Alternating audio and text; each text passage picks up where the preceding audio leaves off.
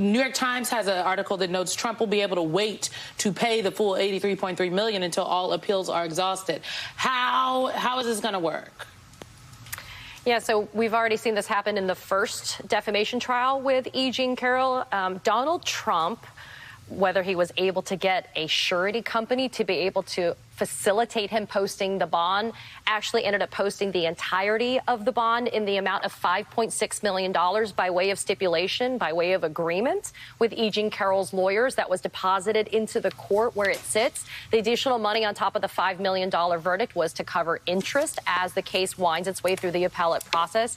In this instance, when this case involves this level of punitive damages, the local rules in the Southern District of New York talk about the bonds amount. It depends on the company. The bond company may require Donald Trump to post anywhere from 20%, if not more, also with collateral. So what could he use for collateral, Simone? He could use real estate properties. He could maybe find somebody else who could be serving as collateral in this instance. But the problem for Donald Trump is leverage. He's over-leveraging himself. And that's what got him into trouble in the first place with the New York Attorney General's case for the civil fraud, the fact that he overinflated the value of his assets. And now the New York Attorney General, Letitia James, is seeking disgorgement of upwards of $370 million.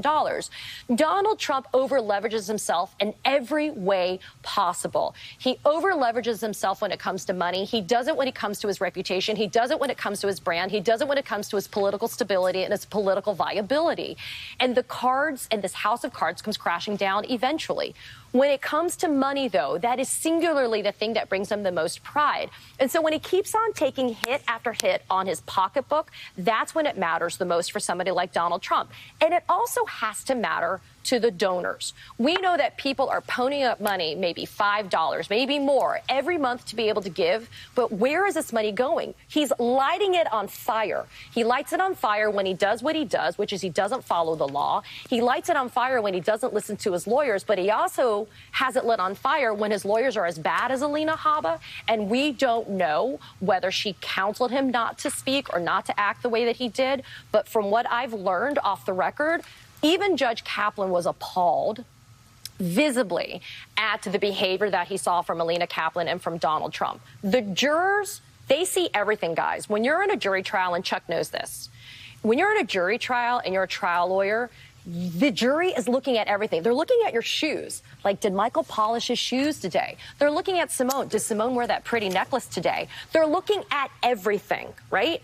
And so they're watching all of this go down. They're looking at the judge. They're looking at the transactions between the judge and the exchanges between the judge.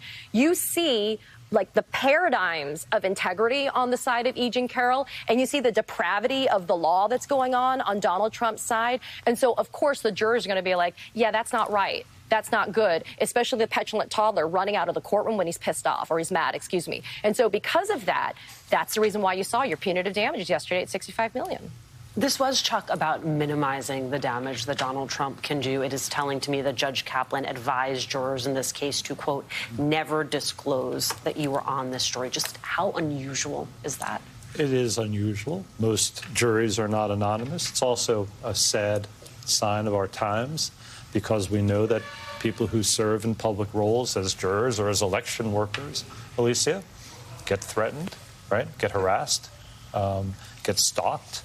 So I think his advice is sound. It's also sad. It is unusual.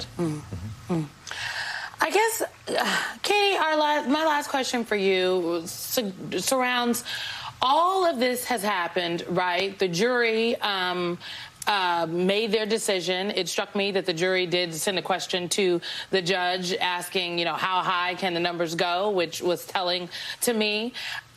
It's my understanding that Donald Trump did a deposition where he noted that he was worth like upwards of $400 million or something like that. So that this $83.3 million, given what he said he has, pardon me, not that he's worth, that he had $400 million in his bank account. Given that he says he has $400 million in his bank account, I've seen some experts note that $83.3 million isn't that much money for him, and this number is important because if he tries to appeal, did he perjure himself when he said he had $400 million in his bank account? So how does this, is that right? Are these experts keying in on something that kind of mutes a strategy for Trump? Well, there's that saying, right, Simone, the numbers don't lie. Because they don't. They are what they are, and that's kind of what got Donald Trump into trouble with the New York Attorney General's office. But to your question, Donald Trump has said that he has $400 million in liquid cash to be able to access. That doesn't include the totality of his assets, which is a real estate portfolio and other investments that he has. But it's the cumulative effect of whether or not it's enough to make a ding in his net worth. And I think your net worth, especially for somebody like Donald Trump, isn't just cash on hand. Your net worth also includes whether or not people think that you're a risk worth taking. So putting aside what his success is with the New York AG's case and whether he's able to survive what they've called the corporate death penalty to be able to continue to do business in the state of New York, is Donald Trump a worthwhile risk if you are a person in the world of finance and business? Is the kind of person that you think is going to be worth taking a gamble on, to loan money to be able to invest with, to be able to continue to maybe make a profit with? We've seen him file bankruptcies. We've seen him fail miserably as a businessman. So despite his attestations or his protestations that he's worth a lot of money and that his brand is invaluable and that he's, quote, the richest man in the world because of that brand, the reality comes crashing down for him because it's not. So if you can't even get somebody to loan you, in terms of being a bond surety, $5 million, who's going to pony up this now for him? Somebody will, but he's going to have to put collateral up, and he runs the risk of losing that. Somebody will pony up the funds. Well, I have more questions, but Chuck is going to stay with us. Katie, we're going to let Katie go. She got up early for us, y'all, but be sure to watch the Katie Fang Show today. Katie has Dr. Samuel Dickman, the medical director of Planned Parenthood Montana, and Dr. Dickman led the recent study about sexual assault